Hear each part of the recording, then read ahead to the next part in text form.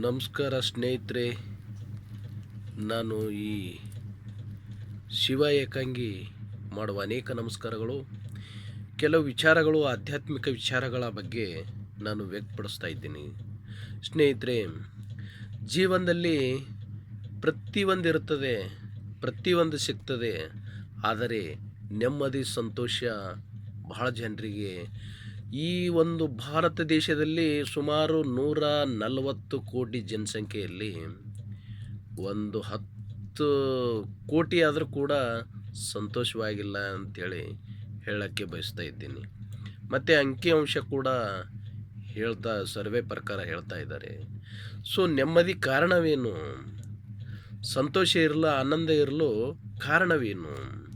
ಯಾಕೆ ಆ ಒಂದು ನೆಮ್ಮದಿ ಜನರಿಗೆ ಸಿಗ್ತಾ ಇಲ್ಲ ಅಂತಂದರೆ, ತಾಳ್ಮೆ ಶಕ್ತಿ ಇಲ್ಲ, ಮತ್ತು ಅವಸರವಾಗಿ ಕೆಲಸ, ಮತ್ತು ಇತ್ತೀಚಿನ ದಿನಗಳಲ್ಲಿ ನಾವು ಡಿಜಿಟಲ್ ಇಂಡಿಯಾಕ್ಕೆ ಹೋದಾಗ 24 ಗಂಟೆ ಎಳೆ ಮಕ್ಕಳ ಹಿಡ್ಕೊಂಡು ವೃದ್ಧ ಜನರು ಕೂಡ ಮೊಬೈಲ್ದಲ್ಲಿ ಈಜಾಡ್ತಾ ಇದ್ದಾರೆ, ಮೊಬೈಲ್ದಲ್ಲಿ ತೇಲಾಡ್ತಾ ಇದ್ದಾರೆ, ವೇಸ್ಟ್ ಮಾಡ್ತಾ ಇದ್ದಾರೆ.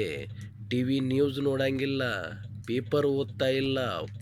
ಒಳ್ಳೆ ಇತಿಹಾಸದ ಮಹಾತ್ಮರ ಬಗ್ಗೆ, ಚರಿತ್ರೆ ಇರ್ತಕ್ಕಂಥ ಮಹಾತ್ಮರ ಬಗ್ಗೆ ಒಂದು ಪುಸ್ತಕ ಕೂಡ ತೆರೆದು ನೋಡ್ತಕ್ಕಂಥ ಜನ ಸಿಗೋದಿಲ್ಲ. ಹಾಗಾದರೆ ಅವರಿಗೆ ನೆಮ್ಮದಿ ಎಲ್ಲಿ ಸಿಗುತ್ತೆ?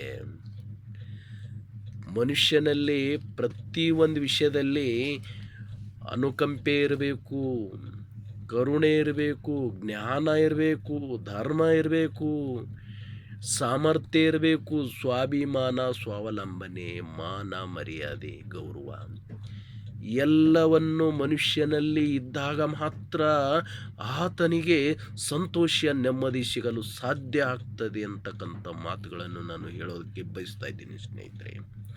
ಸೊ ಅದರಿಂದ ಇಂದಿನಿಂದ ಮುಂದೆ ತಮ್ಮೆಲ್ಲರ ಜೀವನದಲ್ಲಿ ಓದು ಬಹಳ ಮುಖ್ಯವಾಗಿರ್ತದೆ, ಅರಿವು ಬಹಳ ಮುಖ್ಯವಾಗಿರ್ತದೆ, ತಿಳಿದುಕೊಳ್ತಕ್ಕಂಥ ಶಕ್ತಿ ಸಾಮರ್ಥ್ಯ ನೀವು ಹೊಂದಬೇಕಾಗ್ತದೆ ಸ್ನೇಹಿತರೆ.